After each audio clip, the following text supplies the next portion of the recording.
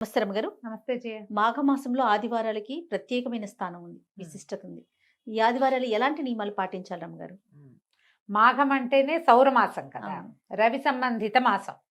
ఆదివారం అంటే రవివారమే హ్మ్. కదా. అందుకని ఈ మాఘంలో వచ్చేటువంటి సప్తమి రథ సప్తమిగా సౌర సప్తమిగా చేసుకుంటాం మనం. తర్వాత ఈ వచ్చే ఆదివారాలు కూడా 4 ఆదివారాలు వస్తాయి. ఎప్పుడైనా ఒకసారి 5 ఆదివారాలు వస్తాయి. ఈ ఆదివారాల్లో కూడా సప్తమి నాడు పాటించిన విధి విధానాలనే ఆదివారం కూడా పాటించాలి. హుహు. మాఘపు ఆదివారాలు తెల్లవారే నిద్ర లేవటం, సూర్యోదయం అవుతూనే స్నానం చేసి ఉదయిస్తున్న సూర్యబింబానికి అర్ఘ్యం ఇచ్చి నమస్కారం చేసుకోవటం, పొద్దున్నే పాలు పొంగిచ్చేయటం. ఇప్పుడు దండం పెట్టుకుని 11ంటికి పాలు పొంగిస్తా అనకూడదు. ఓకే. మాఘాదివారం చేయటము అంటే తెల్లవారే ఎండకి పోకుండా పాయసం చేసేసేయాలి. పాలు పొంగించి అందులో బియ్యం వేసి బెల్లం కలిపి మధురమైన పాయసం చేసి కొంచెం నెయ్యి వేసి సూర్యరశ్మి ఎక్కడ పడుతుందో అక్కడ పెట్టి నివేదన చేయగలిగితే మరి మహత్తరంగా ఉంటుంది మన అవకాశం. హ్మ్. ఈ చిక్కుడాకులు చిక్కుడుకాయల రథాలు అవన్నీ మీకు దొరికితే దొరికినట్టు, దొరకపోయినా మనం సూర్యారాధన చేసుకోవచ్చు.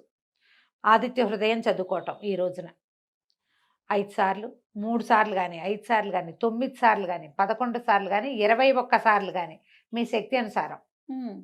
చదువుకోవడం. ఈ చేసిన పాయసాన్ని సూర్యుడికి నివేదన నివేదన చేయటం. చేయటం.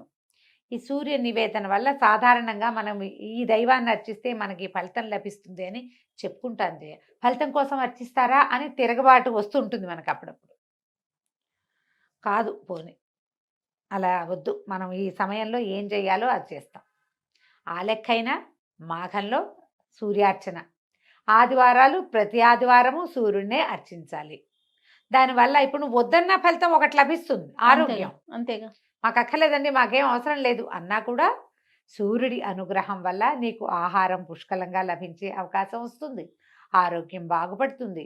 ఈ రవి అనుగ్రహం వల్ల రకరకాల వ్యవహారాలు నువ్వు ఎక్కడెక్కడ ఫెయిల్ అవుతున్నావో అక్కడక్కడ అవన్నీ సక్సెస్ అవుతాయి ఆటోమేటిక్గా. నువ్వు అడిగినా అడగకపోయినా జరిగిపోయేదే.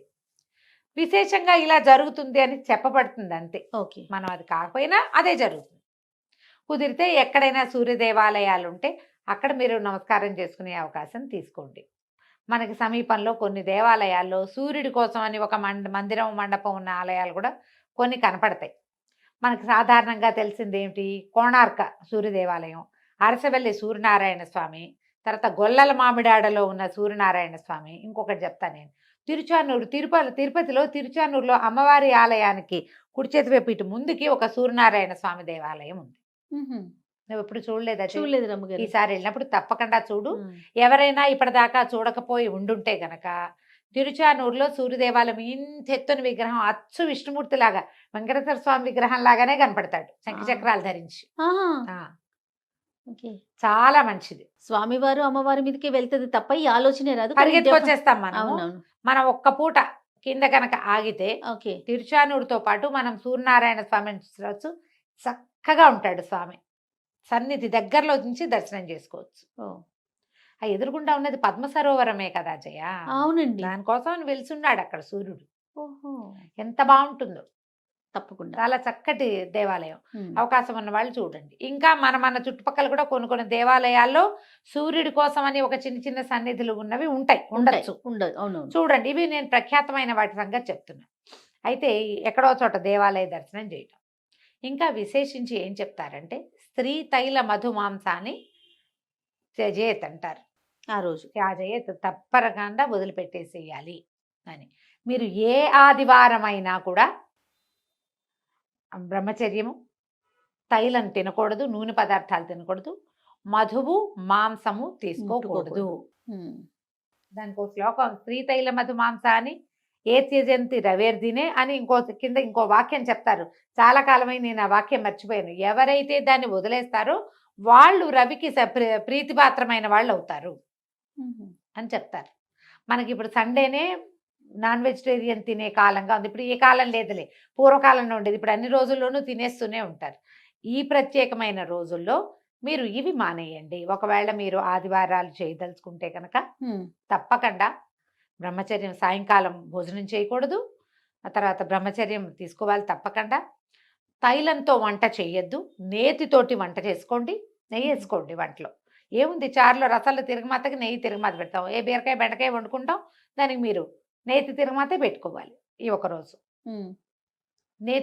నూనెలో వేయించిన ఏ పదార్థాలు వాడకూడదు. స్నాకింగ్ అవి చేయకండి, అవి తినకూడదు.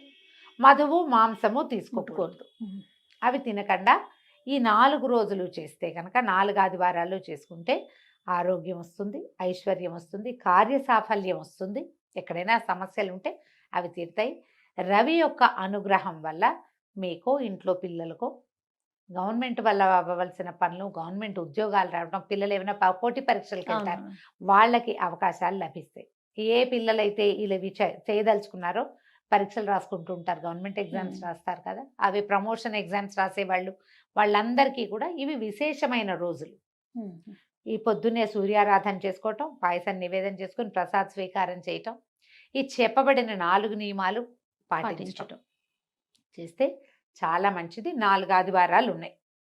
ఎన్ని చేస్తే మంచిది, ఒకటైనా అవన్నీ మీ ఇష్టం. 4 ఆదివారాలు చేస్తే చాలా మంచిది. 4 ఆదివారాలు చేసి ఒక సప్తమి అంటే 5 సార్లు ఈ విధానాన్ని మీరు అవలంబించగలిగితే, విశేషించి మాఘంలో ఉన్న ఈ ఆదివారాలు ప్రత్యేకమైనవి కాబట్టి సుసంపన్నం చేసుకోండి. మనకు అవకాశం ఉన్నప్పుడు ఏముంది, ఈ ఏడాది పోనీ ఒకవేళ చేయలేకపోయామనుకో అదేదో బాధపడద్దు, వచ్చే సంవత్సరం చేసుకుందాం. 4 కాకపోతే ఒకటైనా చేసుకుందామని ఒకసారైనా చేయటం, ఏదో ఒకటి చేయండి, మానేయకుండా. అవునా? వీటితో పాటు ఏదైనా దేవాలయ దర్శనం కుదిరితే అది కూడా చూడండి. ఈ మాఘంలో ఒక్కరోజైనా మనం చెప్పుకున్న ఈ దేవాలయాల్లో ఏదో ఒక దానికైనా సరే వెళ్ళి రావడానికి, ఆ దర్శనం చేయడానికి ప్రయత్నం చేసుకుని చూసుకోండి, చాలా మంచిది. రైట్. విశేషించి ఏదైనా స్కిన్ ప్రాబ్లమ్స్ ఉన్న వాళ్ళకి ఆరోగ్యం భాస్కరాది ఇచ్చేది ఇదే వాక్యం. స్కిన్ ప్రాబ్లమ్స్ ఉన్న వాళ్ళకి ఈ సౌర ఆరాధన చాలా మంచిది, చాలా విశేషమైంది. పైగా ఏంటంటే మనకి సూర్యుడు అనగానే ఈయన కనపడతాడు కాబట్టి మనం దైవంగా విశేషించి ఆరాధన సాధారణంగా చేయం. కానీ మన విధానాల్లో ఎలా ఉంటుందంటే మనకి 3 ఇవి చెప్తారు, ఏమంటారు, మన పంచాయతనం విధి. పంచాయతనంలో విష్ణు పంచాయతనము, శివ పంచాయతనము, శక్తి పంచాయతనము 3. ఈ 3ట్లలోనూ సూర్యుడు ఉన్నాడు. ఈ పంచాయతనంలో విష్ణు పంచాయతనం అనుకో, విష్ణువు మధ్యలో ఉంటాడు. శివుడు, అంబిక, వినాయకుడు, సూర్యుడు, వీళ్ళు 4 పక్కల ఉంటారు. శివ పంచాయతనం అనుకో, శివుడు లింగమూర్తి మధ్యలో ఉంటాడు. విష్ణువు, అంబిక, సూర్యుడు, వినాయకుడు 4 పక్కల ఉంటారు. ఒకవేళ అమ్మవారు అనుకో, శక్తి పంచాయతనం అయితే దుర్గ మధ్యలో ఉంటుంది. శివుడు, విష్ణువు వెనకాల ఉంటారు, సూర్యుడు, వినాయకుడు ముందు ఉంటారు. చూడు సూర్యుడు ఎంత కామన్ గా ఉన్నాడు, వినాయకుడు ఎట్లాగో సూర్యుడు ఎట్లా కదా. అవును. మనం వినాయకుడికి ప్రత్యేకంగా ఒక రోజు పెట్టుకున్నాం, వినాయక చవితి. ఆయనకి ప్రత్యేకంగా స్వరూపం చేయాలి, బెల్లం ముక్క పెట్టాలి, ఏమిటో చాలా చేయాలి. అవును. విష్ణువుకి అలంకారం చేయాలి, శివుడికి నీళ్లు పోయాలి, ఇన్ని చేయాలి. సూర్యుడికి ఏం చేస్తావు నువ్వు, పొద్దున్నే లేచి దండం ఒకటి పెడితే చాలదు. సింపుల్ కదా, చాలా చాలా సింపుల్. మనం సూర్యుడికి దండం పెడితే విష్ణుమూర్తికి దండం పెట్టినట్టు అంతే. నీకు 2 అధికం ఫలం కదా. ఒకదాంతో సూక్ష్మంలో మోక్షం. ఒక్క సూర్యుడికి దండం పెడితే నువ్వు విష్ణువుకి దండం పెట్టినట్టు అంతే. ఒక్క సూర్యుడికి నమస్కరిస్తే మిగిలిన 4 దైవాలని నువ్వు స్పృశించినట్లే. విష్ణువు, శివుడు, శక్తి, వినాయకుడు 4 నువ్వు ముట్టుకున్నట్టే. అందుకని పొద్దున్నే లేచి దండం పెట్టుకోండి, పొద్దున్నే లేవండి, ఇది ఒక పాట. లే లే లే అని లేపుతూ ఉండాల్సి వస్తుంది. పొద్దున్నే లేవండి. మీ చాలా ఆరోగ్య సమస్యలు, చాలా ఆర్థిక సమస్యలు, దైవ సంబంధమైనవి, ఈ మన గ్రహాల వల్ల వచ్చే బాధలు సగానికి పైగా తీరిపోతాయి. గ్రహస్థితి బాగుండని వాళ్ళకి నిద్ర లేవకపోతే ఇంకా అధ్వానంగా ఇంకా పోతారు.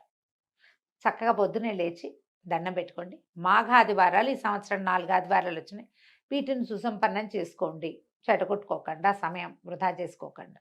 తప్పకుండా. నమస్తే. నమస్తే.